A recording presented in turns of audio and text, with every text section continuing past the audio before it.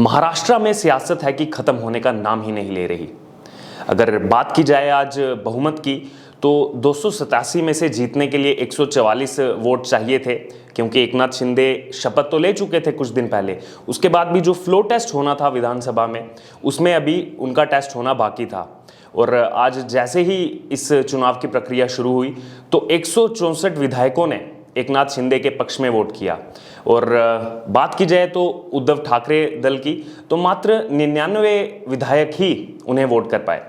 और अब जो सियासी माहौल है महाराष्ट्र में, वो और ज़्यादा इसलिए गर्मा चुका है क्योंकि जो 16 विधायक हैं जो उद्धव ठाकरे के साथ हैं, जिसमें आदित्य ठाकरे भी शामिल हैं, उद्धव ठाकरे के खुद बेटे उसमें शामिल हैं, उनके खिलाफ ने जो चीफ विप बने हैं अभी एकनाथ शिंदे की सरकार आने के बाद, भरत गोगावले ने जो विधानसभा स्पीकर का कल चुनाव हुआ था उसमें जो विजयी रहे भाजपा की तरफ से राहुल नावेरकर, उनको जो है एक पत्र सौंपा है। और जिसमें आदित्य ठाकरे समेत 16 विधायकों के खिलाफ उन्होंने जो पत्र में लिखा है कि उनको अयोग्य करार दिया जाए क्योंकि उन्होंने शिवसेना के नियमों का पालन नहीं किया है। अब यहाँ पर खेल ये शुरू हुआ है कि एक तरफ एकनाथ शिंदे का जो गुट है, जिसमें लगभग 40 शिवसेना के विधायक हैं, वो पहले ही कोर्ट में जा चुके हैं कि अन्य जो 16 विधायक रह चुके हैं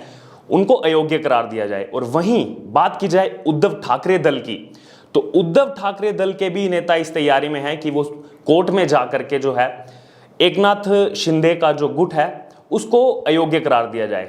यहाँ पर अगर बात की जाए तो सत्ता तो हासिल कर चुके हैं एकनाथ शिंदे, लेकिन जैसा कि कुछ दिन पहले से ऐसा माना जा रहा था कि एकनाथ शिंदे एक तीर से 2 निशाने लगाना चाहते हैं। पहला सरकार में आना और दूसरा शिवसेना का सिंबल पाना। और शिवसेना का जो सिंबल है तीर कमान, उसके बारे में आप पहले ही जानते हैं। और वैसे भी राज ठाकरे ने इसमें एक बयान जारी किया है। उन्होंने देवेंद्र फडणवीस जो भाजपा की तरफ से पहले मुख्यमंत्री थे, अब खुद स्टेप डाउन होकर उप मुख्यमंत्री बने हैं इस सरकार में।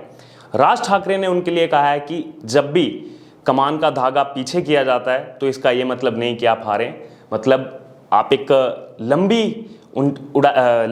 यहाँ से उड़ान लगाने के लिए तैयार हैं। और वही देवेंद्र फडणवीस ने भी उनका जो है कहे दिल से धन्यवाद किया इस बात पर। और आज हमने देखा कि जिस प्रकार जब बहुमत चल रही थी तो उस समय विपक्ष द्वारा जो एनसीपी है, कांग्रेस है, उनके जो विधायक मौजूद थे सभा में, वो ईडी सरकार के नारे लगा रहे थे। क्योंकि हम सब जानते हैं कि इस समय संजय राउत पर जो है ईडी ने नकेल कसी हुई है। और उसका बहुत पॉजिटिवली जो है देवेंद्र फडणवीस ने उत्तर दिया। देवेंद्र फडणवीस ने कहा कि हाँ जी बिल्कुल ये ईडी की सरकार है, लेकिन उनका कहने का मतलब था ईडी सरकार मतलब ई से एकनाथ शिंदे मुख्यमंत्री और डी से देवेंद्र फडणवीस ईडी सरकार। तो अब आने वाले दिनों में क्या होने वाला है, दोनों जो गुट हैं शिवसेना के, एकनाथ शिंदे का गुट जिसमें लगभग 40 विधायक हैं और उनके विपक्ष में उद्धव ठाकरे का गुट जिसमें लगभग 16 विधायक हैं, दोनों कोर्ट में आमने सामने देखने को मिलेंगे। अगर बात की जाए एकनाथ शिंदे गुट की जिसमें लगभग 40 विधायक हैं और उनके विपक्ष में उद्धव ठाकरे गुट जिसमें लगभग 16 विधायक हैं, ये दोनों भी आमने सामने देखने को मिलेंगे हमें कोर्ट में।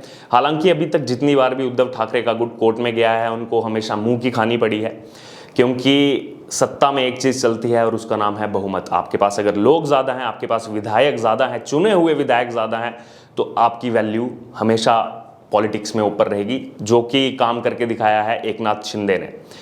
तो आने वाले दिनों में अभी देखना होगा कि सियासी उठापटक में उद्धव ठाकरे का फ्यूचर क्या है, क्योंकि अभी तक वो सीएम थे और जिस प्रकार से एकनाथ शिंदे ने दावा ठोका कि शिवसेना तो हम छोड़ के नहीं जा रहे, और उस बात पर उन्होंने अमल भी किया और शिवसेना में ही रहते हुए उन्होंने सरकार बनाई। हालांकि एनसीपी अब नहीं रही उस सरकार में। और बात की जाए अब फ्यूचर की, तो उद्धव ठाकरे क्या करेंगे अब उद्धव ठाकरे, क्योंकि जैसे ही नई सरकार बनी है बहुत पॉजिटिवली हमें अप्रोच देखने को मिली है नई सरकार की। देवेंद्र फडणवीस ने आज सभा में कहा है कि जितने भी जो पुराने फैसले थे सब फैसलों को नहीं बदला जाएगा।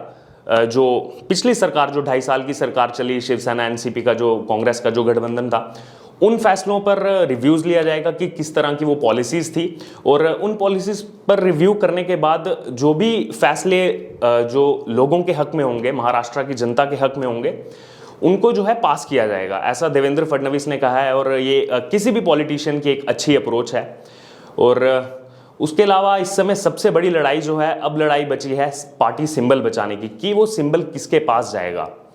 जो विधानसभा के स्पीकर हैं वो भी भाजपा के बन चुके हैं, जो नए चीफ विप जिनको बनाया गया भरत गोगावले, वो भी शिवसेना से हैं।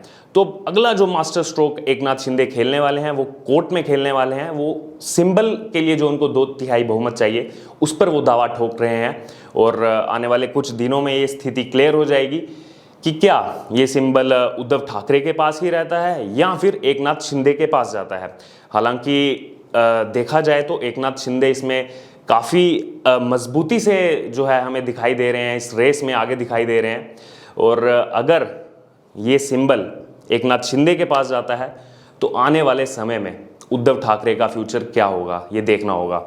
क्या वो पार्टी को बचाने में या फिर उनके साथ जो विधायक हैं उनको शिवसेना में ही बचाने में कामयाब रहेंगे, या फिर उनका जो सियासी दौर है उसका खात्मा यहीं देखने को मिलेगा। ये कुछ दिनों में स्थिति क्लियर हो जाएगी। और अभी देखना होगा कि बाकी फैसलों पर भी जो है नई सरकार, भाजपा और शिवसेना की जो सरकार है, वो किस तरह के फैसले लेती है।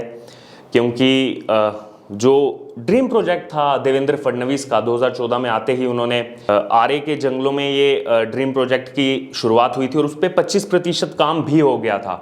लेकिन उद्धव ठाकरे के मुख्यमंत्री बनने के बाद ही उन्होंने उस फैसले पर रोक लगा दी। और अब जैसे ही दोबारा से जो है सत्ता में आई है भाजपा, तो जो कैबिनेट की मीटिंग हुई है, हमें सूत्रों के हवाले से खबर मिली है कि कैबिनेट मीटिंग में ऐसा फैसला हुआ है कि जो मेट्रो 3 का जो ड्रीम प्रोजेक्ट था देवेंद्र फडणवीस का, जिस पर रोक लगी थी, उसको वापस से शुरू किया जाएगा। क्योंकि 25% काम उस पर हो चुका है। तो ऐसे भी डिसीजन हमें सुनने को मिले हैं कि उस 25% काम के आगे ही उस प्रोजेक्ट को कंटिन्यू किया जाएगा। और आने वाले समय में हमें वो जो ड्रीम प्रोजेक्ट है मेट्रो 3 के नाम से, वो मुंबई में हमें देखने को मिलेगा। और अभी का ताज़ा अपडेट यही है कि लड़ाई अब महाराष्ट्र विधानसभा की जा चुकी है कोर्ट में। अब कोर्ट उसको किस तरह से रिव्यू करता है, उस पर किस तरह के उसमें पक्ष रखे जाते हैं, चाहे वो एकनाथ शिंदे गुट के हों या फिर उद्धव ठाकरे गुट के हों, उन दोनों पक्षों में जो ज़्यादा मजबूती से अपना दावा ठोकेगा, पार्टी का जो सिंबल है तीर कमान, वो उसी के पक्ष में जाएगा। और देखते हैं कौन बाजी मार के लेके जाता है इस शिवसेना के सिंबल की। आप तब तक के लिए बने रहिए हमारे साथ, और हर अपडेट के लिए आप फॉलो कीजिए। मैं फिर से मिलूंगा एक नई स्टोरी के साथ। तब तक के लिए धन्यवाद।